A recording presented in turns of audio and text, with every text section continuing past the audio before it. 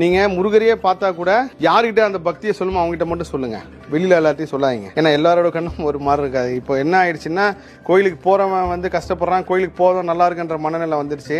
அது எல்லாமே அவரோட பர்த் கண்டினியூட்டி தான். அதனால் நம்ம ஊழ்வினை கர்மவினையை மாற்றி எப்படி முருகர் காலை பிடிச்சி கரை சேர்றது மட்டும்தான். நீங்கள் இப்போ முருகரை கும்பிட்டீங்கனாலே கிட்டத்தட்ட அங்கே நிதின் சர்மான்னு ஒரு ஆராய்ச்சியாளர் அவர் என்ன சொல்கிறாருன்னா, நம்ம முருகரை பற்றி தெரிஞ்சுக்கிட்டது எல்லாமே ஒரு 2% தான்றாரு.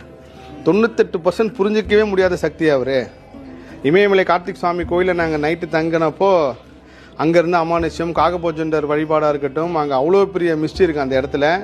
எப்படி இப்போ கேதார்நாத்துக்கு வந்து இந்த மக்கள்லாம் போகிறாங்களோ, பத்ரிநாத் போகிறது புனித பயணம் நினைக்க, அதுமாதிரி முருக பக்தர்கள் எதிர்காலத்தில் அது ஒரு 5 வருஷத்தில் கார்த்திக் சுவாமி முருகரை போய் பார்ப்பாங்க.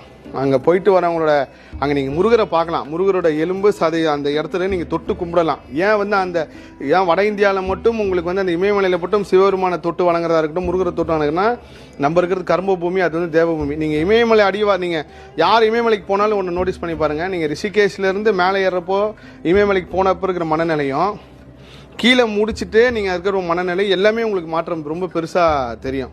ஸோ அந்த தேவபூமியில் நீங்கள் முருகரை தொட்டு வழிபடலாம். பொருளாதார வசதி இருக்கிறவங்க, வசதி இல்லவங்க யாராக இருந்தாலும் முயற்சி பண்ணுங்கள். கண்டிப்பாக அதுக்குன்னா நம்ம ஊழ்வினை கர்மனை அக்செப்ட் பண்ணி சம்மதிச்சா அந்த பலன் கிடைக்கும். போகணும்னு நினைக்கிறவங்க எப்படியாவது போய் சேர்ந்துருவாங்க. அது மட்டும் என்னால் உணர முடியுது. ஏன்னா இப்போ என்னோட உதவியாளர்லாம் அவருக்குலாம் எந்த விஷயம் கிடையாது. அவர் அங்கே வந்திருக்காரு.